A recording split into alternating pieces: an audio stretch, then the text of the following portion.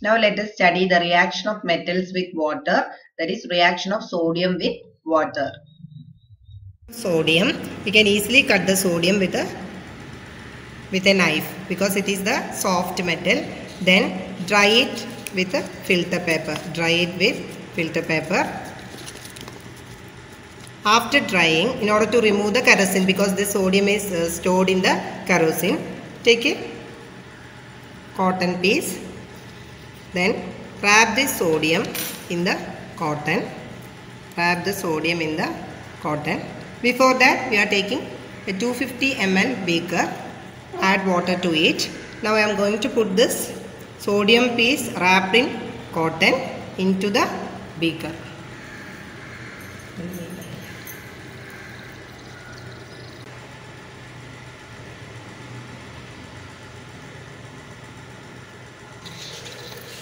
We can see that the sodium burns in water and the gas is also produced. After the reaction, touch the beaker. A slight heat is also produced because the reaction is exothermic, that is heat is evolved. Now we can test the resultant solution with the litmus papers. First I will test with blue litmus paper. When you test with blue litmus paper, there is no color change for the blue litmus paper. Now I will test with red litmus paper. Put the red litmus paper in the resultant solution. We can see that the red litmus paper slowly changes the color.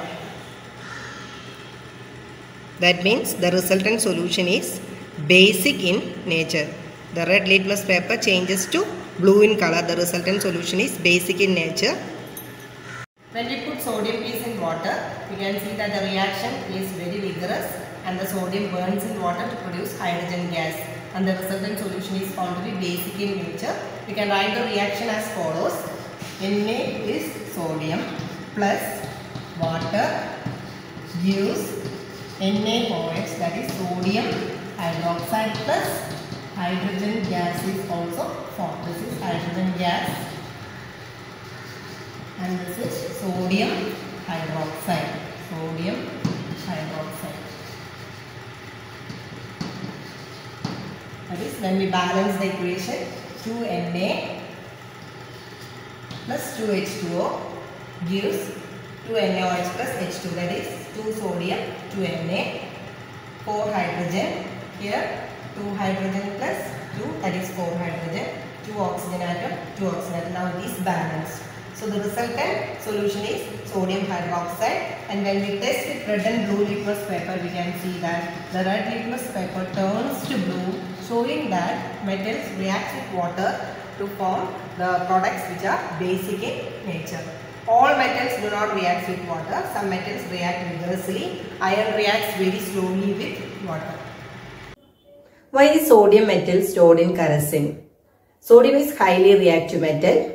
It reacts vigorously with water as well as oxygen. A lot of heat is also generated during the reaction. That is, it is an exothermic reaction. But sodium does not react with kerosene. So it is stored in kerosene. So I learned about the reaction of metals with water. That is, generally metals react with water. Some metals reacts vigorously like sodium, potassium, etc. Iron reacts very slowly. Generally, non-metals do not react with water. Such non-metals are stored in water. For example, phosphorus is a highly reactive non-metal. If exposed to air, it catches fire. To prevent this contact with atmospheric oxygen, this phosphorus is stored in water.